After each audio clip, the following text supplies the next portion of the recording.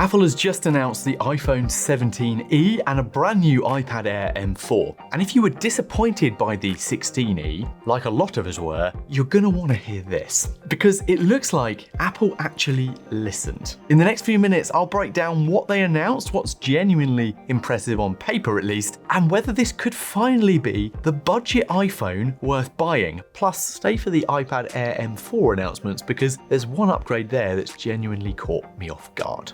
Let's rewind for a second. The iPhone 16e launched in early 2025, and it was, well, kind of a tough sell.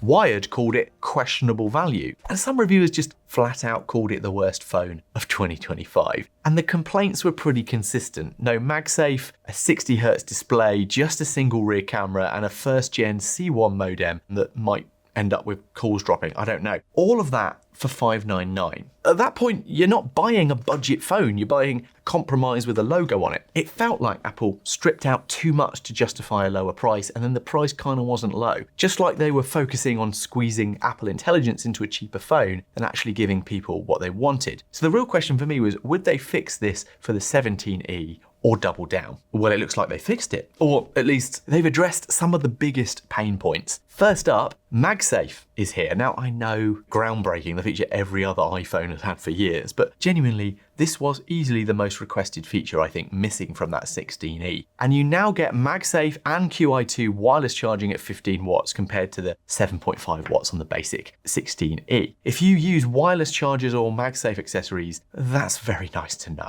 Second, Ceramic Shield 2. Yeah, this was the same display glass as on the iPhone 17 Pro lineup this year, and it's coming to this budget phone. Apple says 3 times more scratch resistance than the previous generation. That's really meaningful as a trickle down from those flagship phones, and something I've been raving about on my 17 Pro, or at least in private. It's just genuinely a really nice piece of glass. Under the hood, you're getting the A19 chip on 3nm technology and the new C1X modem, which Apple says is up to 2 times faster than the C1 in the 16e. That should address a lot of those connectivity complaints most people had. And storage, well, it starts at 256 gigabytes now. Yes, that is double what you got before, and still $599. Apple's doubled their storage without raising the price. Maybe someone should go and check if Tim Cook is feeling okay. The camera is still a single 48 megapixel fusion shooter, so no revolution there, but portraits, spatial audio, and 4K Dolby Vision at 60 frames per second are all improvements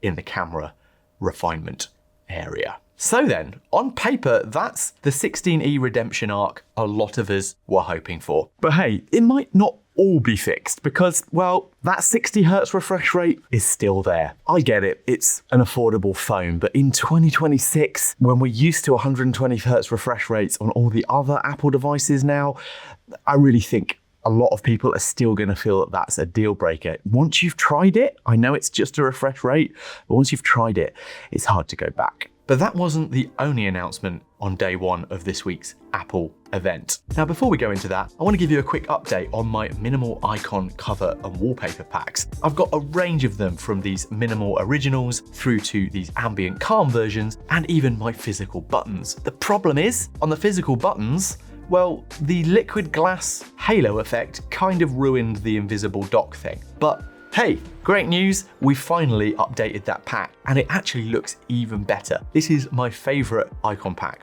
by a long shot. All of the packs now contain the same 192 custom icons you can adapt to your favorite apps and shortcuts, and I think they look really good with this halo effect. And hey, if they ever remove liquid glass, they'll still look good. So go check them out on the link below and make your iPhone look like this. Very minimal. Now, back to that iPad Air. They've refreshed the iPad Air on the inside. It's now powered by the M4 chip and it works with Apple Pencil Pro. We're talking up to 30% faster than the M3 models and 2.3 than the M1 Air. You also get Apple's N1 wireless chip with Wi-Fi 7 and Bluetooth 6, plus the C1X modem on cellular models. Memory jumps to 12 gigabytes, that's 50% more than before, and it ships with iPadOS 26 featuring the new liquid glass design. Now, whatever you make of liquid glass, I do love the overhauled windowing system, which honestly makes the iPad feel so much more like a proper computer. Now, battery life stays at 10 hours. same as the previous generation. So despite all the M4 efficiency gains, Apple keep the same form factor rather than extending the battery. At least that's what it looks like. Classic Apple making the chip more efficient and then just,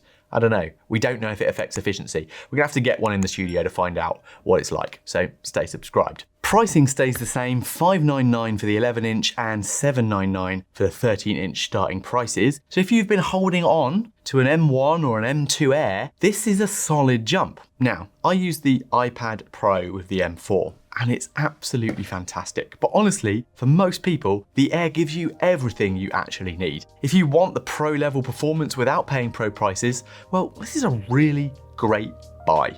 Probably. So we've got two products with the same story going on. More for your money without the price going up. That's genuinely refreshing from Apple. Both go up for pre-order this Wednesday, March the 4th, and ship March the 11th. And there's more coming. Apple is expected to announce new Macs tomorrow, possibly an affordable A19 chip Mac. So this is shaping up to be a packed week of announcements. I'm hoping to get my hands on the iPad Air M4 very soon, so I can give you the proper real-world look at whether it lives up to what Apple's promising here. And I'm going to share exactly how I would set up an iPad in 2026. So get subscribed if you want to see that, and generally just more great, intentional, beautifully designed tech on this channel. In the meantime, do you think Apple finally got the budget iPhone right? Let me know in the comments, drop me a like if this was useful, and well, YouTube thinks you're going to love this one next.